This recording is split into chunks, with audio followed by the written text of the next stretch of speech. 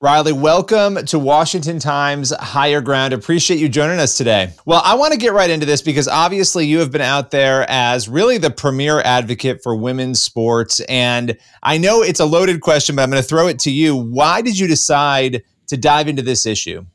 Really what thrusted me over the edge. All season, we knew it was wrong. What was happening in regards to the competition and the locker room and the silencing. I mean, we all knew it was wrong. And even our coaches, they knew it was wrong. But no one really was publicly taking a stance and acknowledging how this was harmful to us. And so I kept waiting and waiting and waiting for someone else to, because I thought it was someone else's job. I thought surely a coach would do it, or a parent, someone's dad would surely stick up for us, or someone with political power, someone who is supposed to be protecting us would protect us. And finally, when I realized that's not what we were seeing, I came to this realization of, if we as female athletes, we as women, weren't willing to stick up for ourselves, how could we expect someone else to? This has to come from us. And so that's when I kind of decided to take it upon myself to take a stance and acknowledging that men should not be in women's sports. Yeah, I mean, this discussion about biological men, obviously in your case, competing against Lia Thomas, a biological man who is, transitioning, transgender, female is the term that they would use. What was it like, just to give people an idea? And I know you've been asked this a lot, but I think it's a really important question because there are women who are faced with this circumstance all over the world, all over the country. But to have to change in a locker room with a biological male, to have to do these things with that person on your team, what was that like?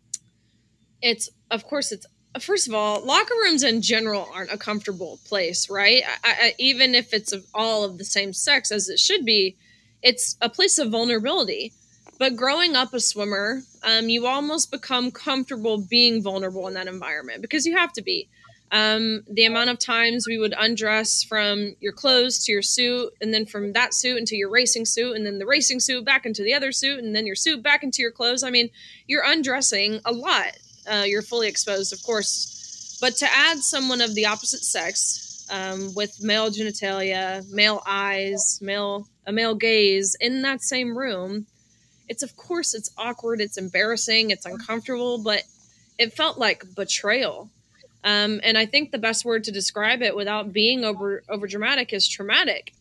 It felt traumatic, and not even just because of the experience of what we were faced with, but just it was traumatic for me to realize just how easy it was for these officials and the people who created these guidelines to totally throw our rights to privacy out of the window without even a second thought, without even warning us, bare minimum, that we would be sharing this changing space. And to be totally explicit, this is what it looked like.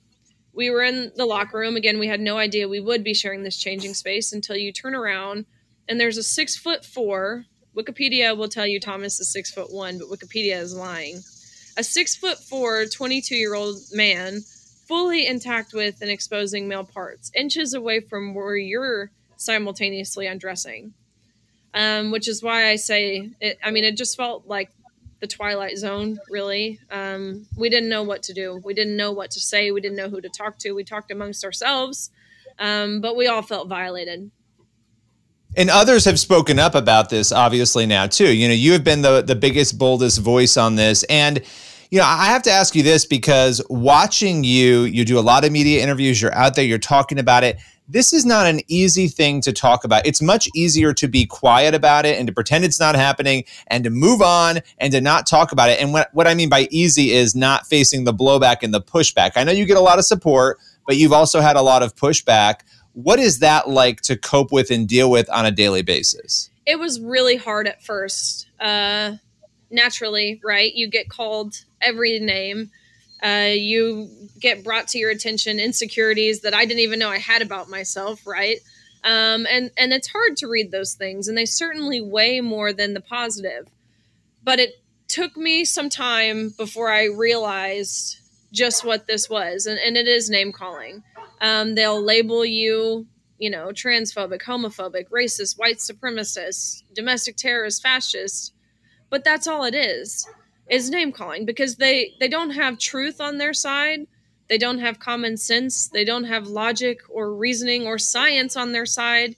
We do on our side. Therefore, the only way they can dissuade from our argument is through the petty personal attacks. Yeah. Yeah. Well, and when I look at what you were saying before about, the adults thinking, okay, somebody else is going to speak up. Somebody's going to protect us, a coach, somebody is going to do this. When that wasn't happening, and you're all sort of talking about this amongst yourselves, was there a moment for you, sort of a breaking point moment where you said, okay, now I have to speak up? Or was it more of that gradual recognition that this wasn't happening that led you to that? It was gradual all season, but my breaking point was after Thomas and I tied in the 200 freestyle. Not even 1/100th of a second separated us, which is pretty rare when you're racing, for a minute and 40 seconds to go the exact same time down to the 100th. But upon tying, we go behind the awards podium where the official looks at both Thomas and myself and says, "Great job. But you guys tied, and we only have one trophy, so we're giving this trophy to Thomas." And when I questioned this, and I asked the question that no one dared ask all season, and I said, why? I know we tied. I know there's one trophy, but what's your thought process on giving it to a male instead of a female in the women's 200 freestyle? And I actually appreciate his honesty, because he said to me, well, we were advised when pictures are being taken that Lia has to have the trophy. Riley, you can pose with this one, but again, you have to give yours back. Lia takes the trophy home, end of story. And when they reduced everything we'd worked our entire lives for down to a photo op to validate the feelings and the identity of a male, that's everything that Title IX was created to protect.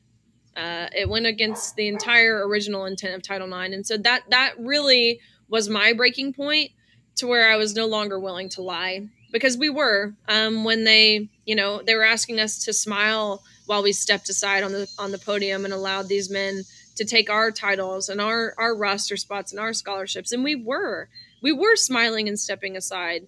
And by asking us to feel like we should be the ones to apologize if we weren't comfortable seeing male genitalia, that was asking us to lie. And finally, I just got to a point where I was no longer willing to, but it took time to feel fully confident in saying exactly how I felt. For a while after, when I began to be outspoken on why this was wrong, I still adhered to what I would refer to as incorrect pronouns. But I would refer to Thomas as a she and her, but I still felt like I was lying, but I felt like I had to. And so it took time. Of course, it took time to grow this courage and this confidence to feel secure enough to say exactly how I felt. I know that Thomas is not a woman. What we competed against was a male, and it was a direct violation of a federal law, which is Title IX.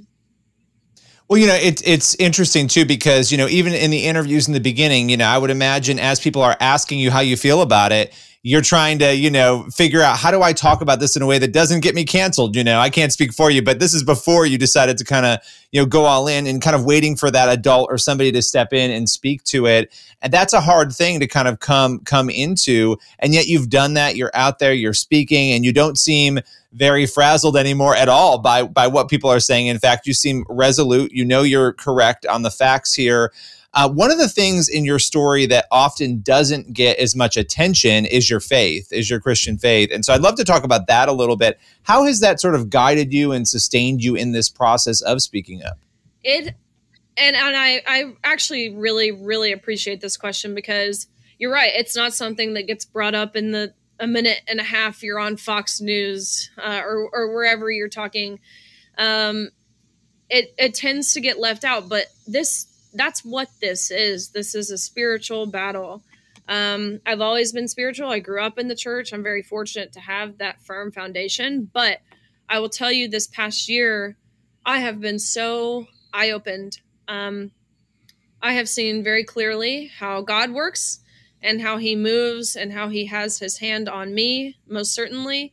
But that being said, I have seen just as clearly how his opposition works and how he moves, and how he has his hand on things. This is entirely a battle of moral versus evil. It's not even any longer right versus wrong or good versus bad. It is moral versus evil. And I've looked that evil in the eyes when I was in San Francisco and I was held hostage and assaulted and all of those things. It's soulless. It's violent. It's vengeful. It's hateful. And they'll do it in the name of love. They do it in the name of inclusion and tolerance and acceptance and welcoming and all of these different things. But make no mistake, that's not what love is. Our God tells us that love and truth, those terms are synonymous.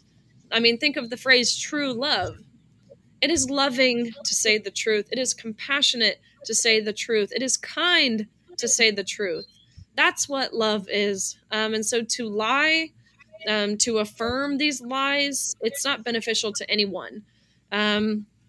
Just as important as it is to embrace and protect biological truth, objective truth, it's just as important to protect biblical truth. And our God tells us he made man and woman, and our God doesn't make mistakes.